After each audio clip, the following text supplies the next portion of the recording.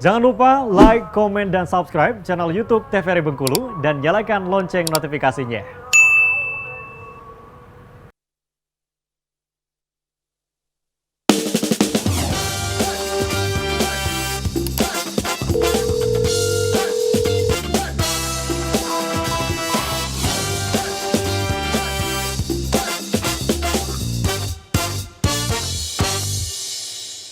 Halo pemirsa, bagaimana kabarnya hari ini? Semoga selalu sehat dan tetap bersemangat. Hari ini dokter Kito kembali hadir menyapa pemirsa di rumah untuk memberikan tips seputar kesehatan yang bermanfaat dan juga terpercaya tentunya. Pada episode kali ini kita akan membahas mengenai penyakit otitis eksterna atau biasa dikenal juga dengan infeksi pada telinga. Nah, kita akan mencari tahu nih apa saja penyebab dan bagaimana cara pengobatannya mengenai penyakit ini bersama dua narasumber kita yang terpercaya tentunya. Sudah ada yang pertama Dr. Lisda Naomi. Halo dokter. Halo Randy. Gimana kabarnya dok? Luar biasa baik. Baik dok ya hari ini. Ya. Dan selanjutnya sudah ada Dr. Junia Aryani. Halo dokter. Halo. Sehat dok ya hari ini dok ya? Alhamdulillah sehat. Semangat dok ya. Semangat. Kita hari ini akan membahas mengenai penyakit otitis eksterna atau biasa dikenal juga dengan infeksi pada telinga dok ya. Ini sebenarnya penyakit apa sih dok? Mungkin dokter Lisda. Oke. Jadi mungkin kalau istilah penggunaan otitis eksterna itu agak jarang kali ya dok ya terpapar atau terdengar di masyarakat. Biasanya yang sering masyarakat terpapar itu kalau dari segi penginderaan atau bagian telinga itu adalah congean mungkin ya Iya, yang betul. sering terdengar. Tapi congean dengan otitis eksterna yang akan kita bahas pagi ini itu berbeda, dua hal yang berbeda. Kalau otitis eksterna itu dia adalah sebuah peradangan yang terjadi pada telinga bagian luar. Mungkin nanti di bagian sesi 1 akan disampaikan oleh Dr. Junia bahwa telinga kita itu ada 3 bagian, ada bagian luar, tengah, dan juga dalam. Nah, infeksinya itu ada di bagian telinga luar kalau otitis eksterna gitu ya. Jadi gampangnya ingat aja eksternal kan luar gitu ya. Jadi kalau otitis eksterna itu berarti peradangan pada telinga bagian luar gitu. Nah dokter Junia, kalau kita berbicara pada umur dok ya, Iya. ini biasanya terjadi pada umur berapa dok yang paling sering sekali? Nah, untuk otitis eksterna sendiri, usia itu range-nya sangat luas. Dari anak-anak sampai dewasa itu bisa terkena.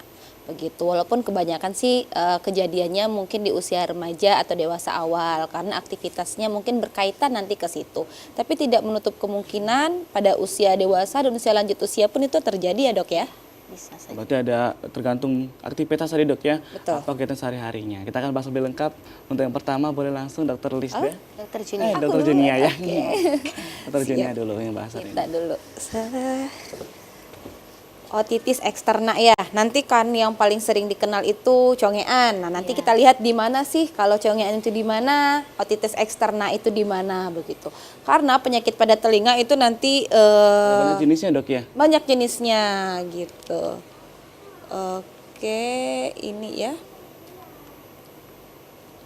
Oke, mungkin slide yang satu lagi. Oke. Nanti akan dijelaskan tuh faktor resikonya ada banyak untuk penyakit otitis eksterna ini sendiri. Sebenarnya bisa kita hindari dan bisa tidak menjadi lebih parah begitu untuk di awal-awal. Terutama nanti misal nih di kejadian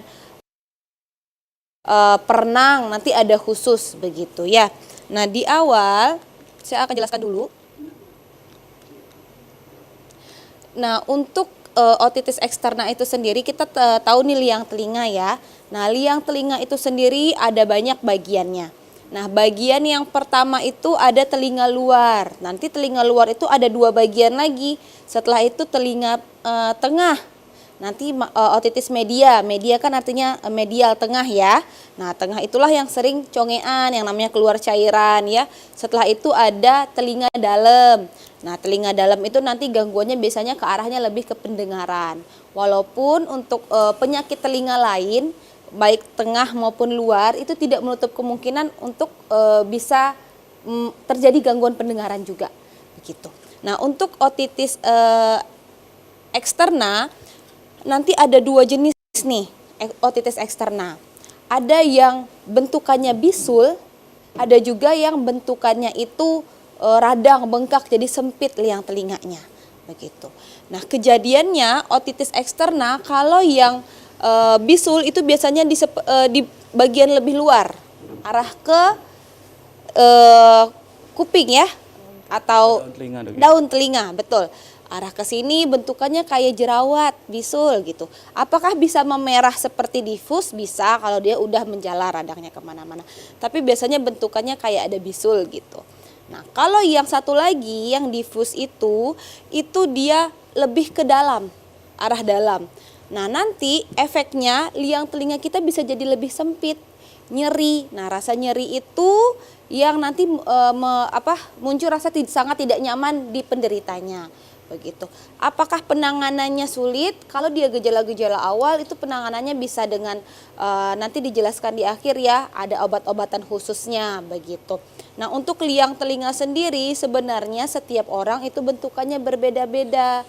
Makanya bentukan sekret atau cairan telinganya pun berbeda-beda. Ada yang kental, kemudian ada yang kering begitu ya. Nah, saat dia bentukan liang telinganya ini biasanya semakin berlekuk, itu resiko infeksinya juga semakin tinggi begitu. Kemudian dipengaruhi aktivitas juga untuk infeksi di liang telinga. Jadi berbeda nih dengan yang kita kenal dengan congean itu.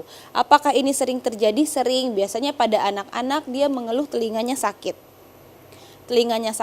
Apalagi untuk anak-anak yang belum bisa berkomunikasi dengan baik, dia cuma bisa memegang telinga aja tanpa ada terlihat keluar cairan. Biasanya anaknya disertai nanti dengan demam dan rewel.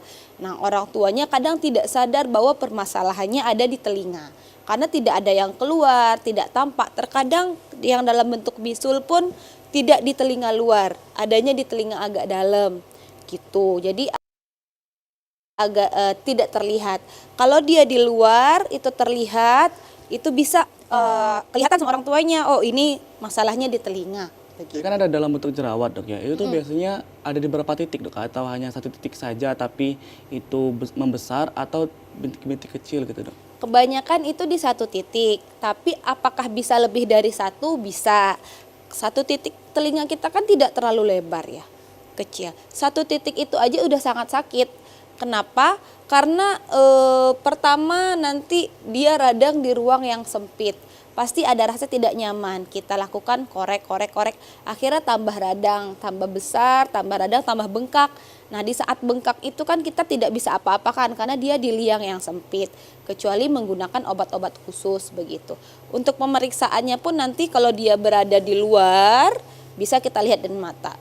Kalau dia agak dalam kita butuh alat khusus, apakah benar bentukannya itu apa. Karena beda nanti bentukannya, penanganannya pun sedikit berbeda walaupun mirip-mirip si obat antibiotiknya. Begitu. Nah untuk otitis sendiri sebenarnya itu apakah dia bisa menjalar sampai keluar ke liang telinga dalam atau bisa bergabung otitis eksterna dan media di saat yang bersamaan, mungkin bisa, tapi biasanya salah satu. Tapi setelah kalau aktivitasnya itu semakin banyak resikonya, misal dia mengorek kuping juga, perenang juga, bisakah kejadian di waktu yang sama? Bisa begitu. Nah bedanya kalau otitis media itu biasanya terjadinya banyaknya pada perenang. Gitu. Kalau otitis eksterna yang bagian dalam itu biasanya banyaknya terjadi pada perenang yang diffuse, yang bengkak gitu ya. Kalau dia yang bentukan bisul biasanya itu ada kegiatan gatal korek, kemudian infeksi begitu. Seperti itu, gatal korek, gatal lagi, infeksi lagi. Akhirnya nanti jadi tuh kayak jerawat di dalam begitu. Kan nggak bisa dipecahin, nggak bisa dikasih obat juga yang kita oles gitu ya. Biasanya ada tetes telinga khusus atau obat minum kalau memang dia sudah jadi parah begitu. Kejadiannya apakah banyak? Banyak. Tapi kadang karena dia ringan, apalagi yang di luar ya, kadang banyak tidak terobati dengan baik. Kadang lagi menjadi infeksi yang lebih berat begitu. Tapi rata-rata ini biasanya bisa tertangani dengan baik, tidak menyebabkan kerusakan yang lebih lanjut atau kependengaran jika tertata laksana di awal dengan baik begitu. Tapi kalau itu tuh bisa nular nggak sih, Dok, sebenarnya untuk penyakit otitis eksterna ini? Oh, kalau untuk menular secara langsung itu tidak, karena ini infeksi akibat bakteri. Begitu, hygiene-nya, kegiatan seseorang tersebut.